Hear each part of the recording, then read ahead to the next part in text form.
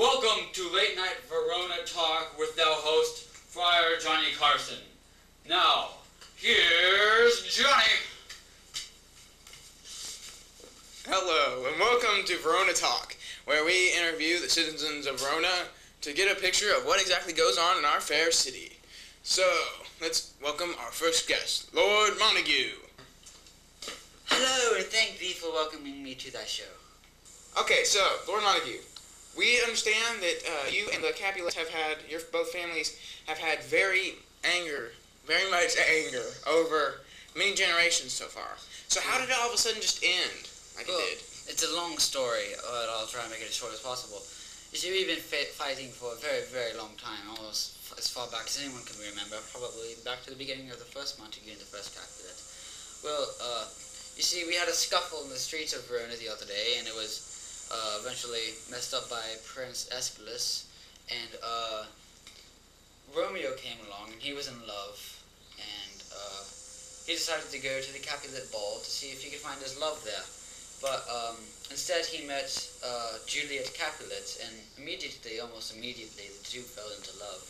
And they were seeing each other in secret, and they even got married in secret, and you see that they were trying to keep it a secret from the families because they didn't want their families to be all upset at them because the families have been feuding for generations. Mm-hmm. Yes. Well, the friar that married them wanted to marry them thinking that it would bring the families closer together. Mm-hmm. And it wasn't the marriage that brought them closer together, but it was something else.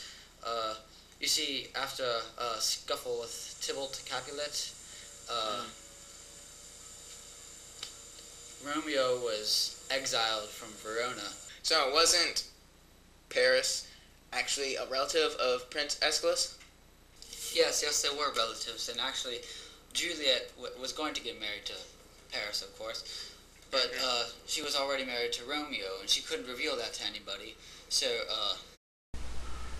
we talked to the friar that married them, Friar Lawrence, and apparently she concocted this special potion that made Juliet appear that she was dead, but she really wasn't. She was actually still alive. She just appeared to be dead.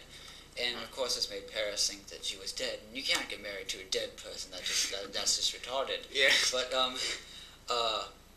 so the marriage pretty much ended there, and Romeo heard news of her death, and he came to her tomb and saw Paris there, and Romeo killed Paris and saw that Juliet was dead, and she wasn't really dead, but he thought she was dead. She wasn't dead yet, but he went and made his own potion and drank it and committed suicide and killed himself.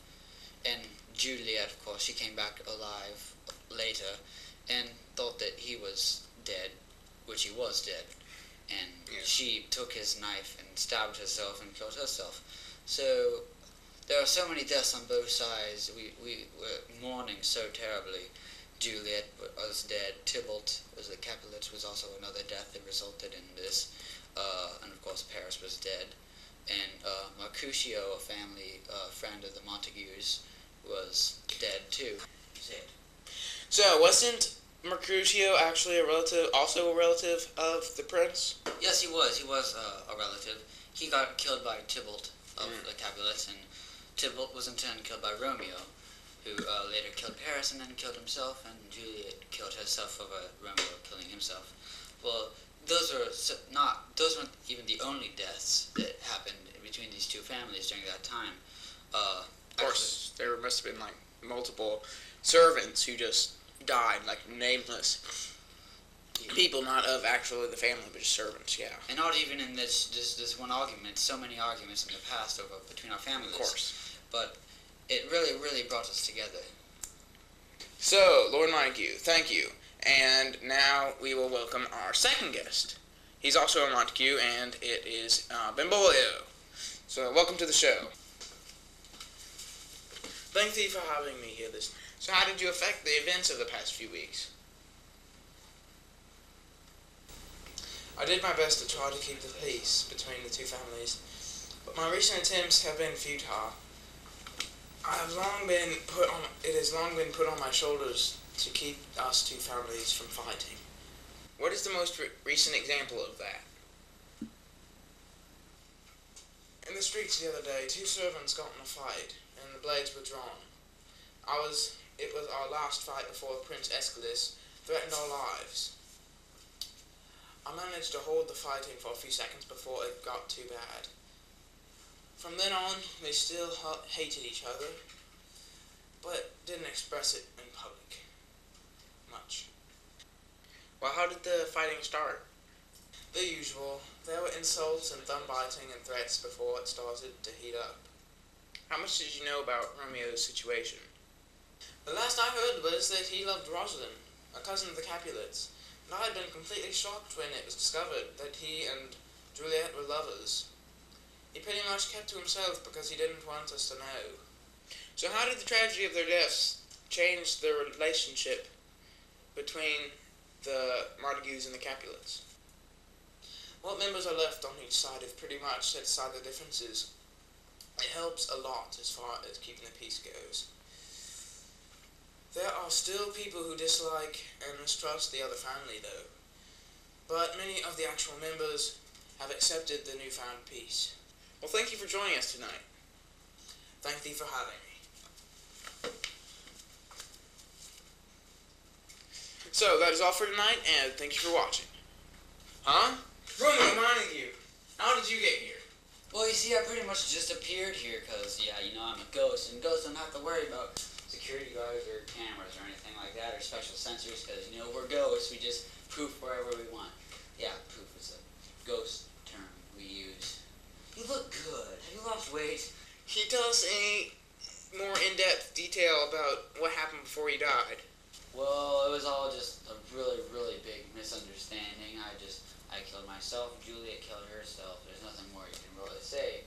We killed each other because we loved each other. I haven't seen Juliet in a long time. So I understand that you killed some people before you died, of course. No, I didn't. Actually, we have reason to believe that you killed Paris before you died. I was never here. Is that true?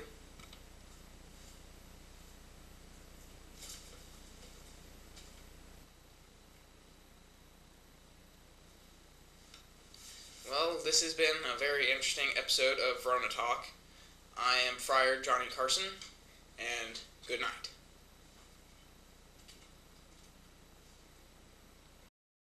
Late Night Verona Talk was brought to you by Head On, applied directly to the forehead. Hello, welcome.